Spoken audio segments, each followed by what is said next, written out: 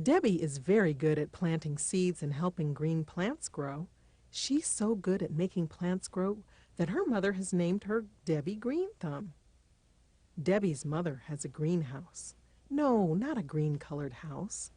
A greenhouse, a big glass or plastic-covered building where they raise green plants to sell.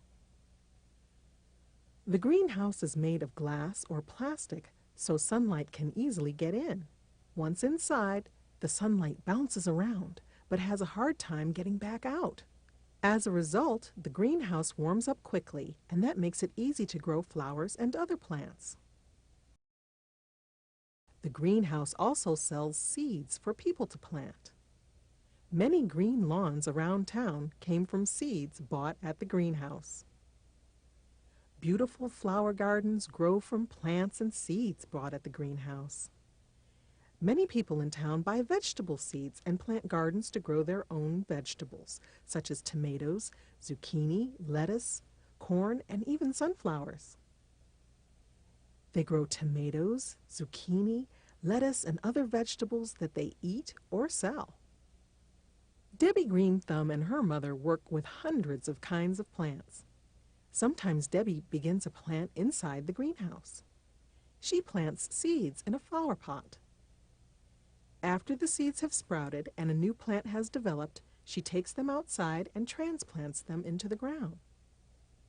Debbie says that watching plants grow and bloom makes you feel good, especially if you have been a kind of nursemaid helping them along.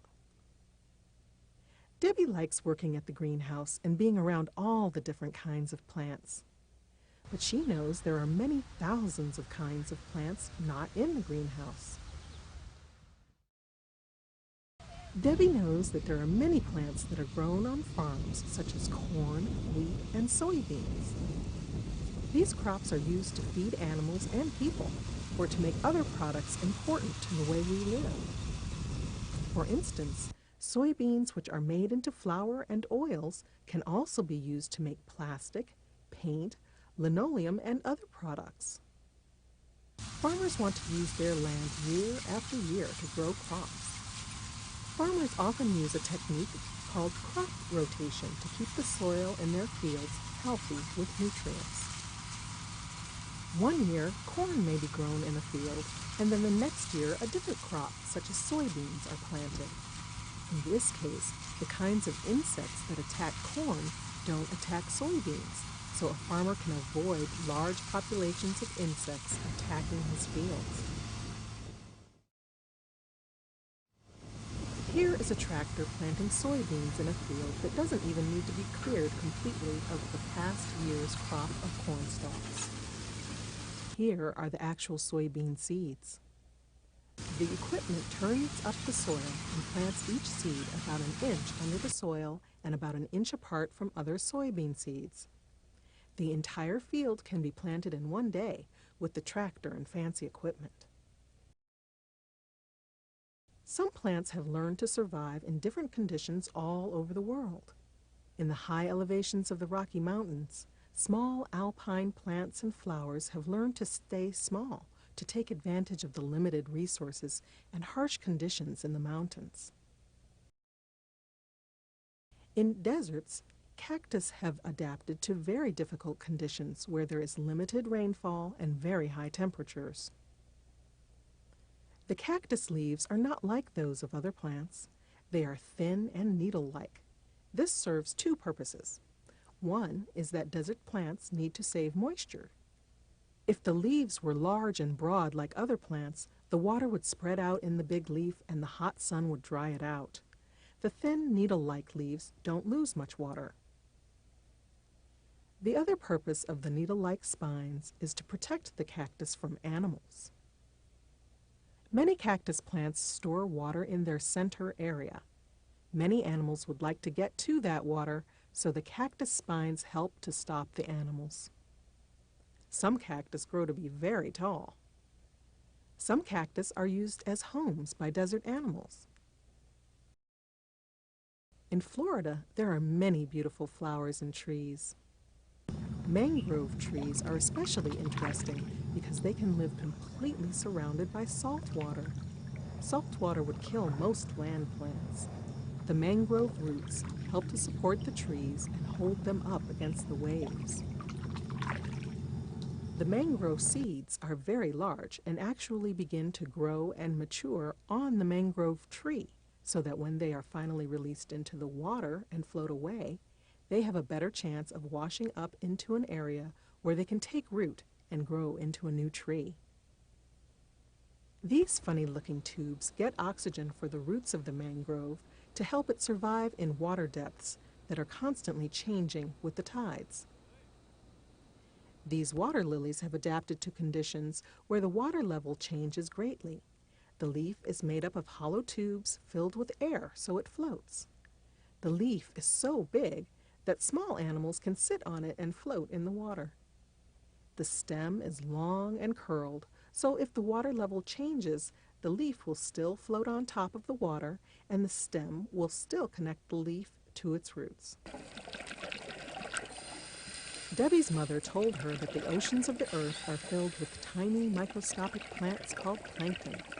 They may be invisible to us, but they are very important for the oxygen they release to the atmosphere and the food they provide to other living things in the oceans. Once Debbie was asked to do a report on the rainforests of South America. She found a great deal of information from a DVD she used at the library. It talked about how the rainforests of our planet are found along the equator, which is an imaginary line running halfway between the north and south poles of Earth. The rainforests are considered the lungs of our planet because of the amount of oxygen produced by the huge number of plants living in these jungles. The warm, wet environment is ideal for plant growth. Some of the tallest trees in the world are found in the rainforests.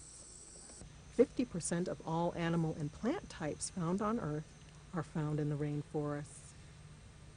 Look at how the roots of these tall trees have additional spread-out supports. This design helps to hold the tree up straight as it climbs to the forest top in search of sunlight. Other plants live in the branches of the taller trees so that they can get to the sunlight. These plants have learned to live without soil. The rainforests are in danger of disappearing as more and more people cut down trees and clear the land for farms and cattle ranches. Trees are plants that can live for hundreds and even thousands of years, while some plants only live for one season or year.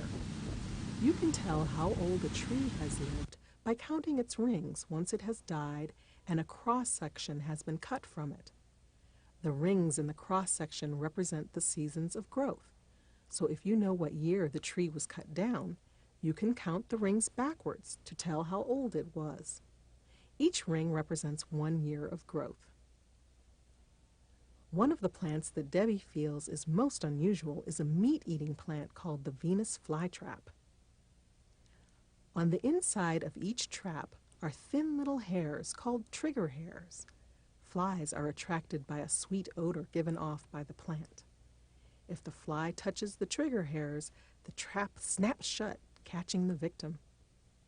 After a few days, the fly is digested and the trap opens again. There are different kinds of plants living in different places. There are 3 things that help determine what plants will be able to live in an area.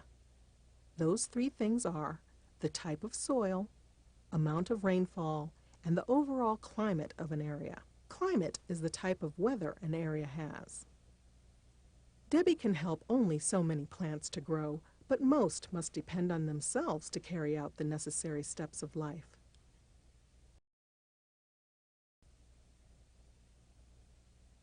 Now it is time for a short quiz on the material covered in this video production. You can write the answers to this quiz on the Blackline Master number 2 or on a separate sheet of paper. The first part of the quiz is a multiple choice section. Choose the best answer to complete the sentence. Ready? Let's begin. Question number 1. Plants capable of living in deserts with thorns for leaves are blank. A. Mangroves. B. Plankton, C. Cactus, or D. Transplants?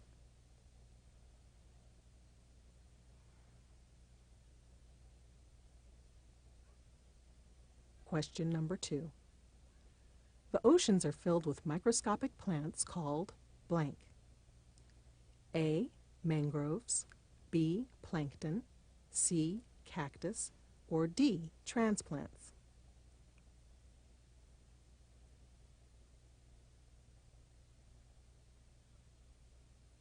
Question number 3. Plants with prop roots and capable of living in salt water are blank. A. Mangroves, B. Plankton, C. Cactus, or D. Transplants?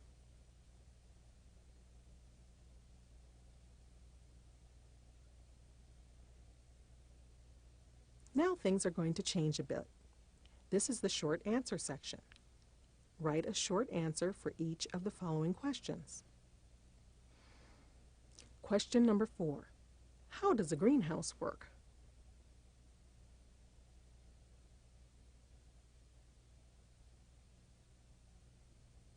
Question number 5. Why do cactus have needles instead of broadleaf leaves?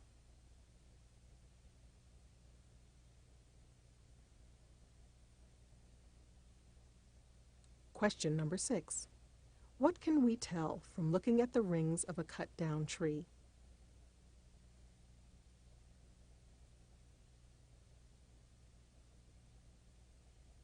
Question number 7. What are the 3 things that determine what kinds of plants will successfully grow in an area of our planet?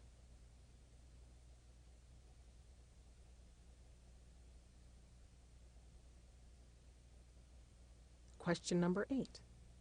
Farmers usually rotate the crops that they grow in their fields.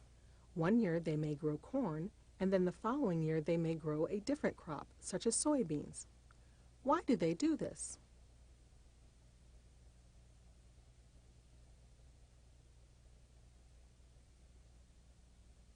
Question number 9.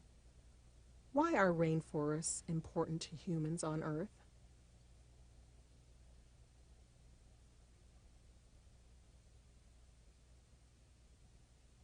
Question number 10.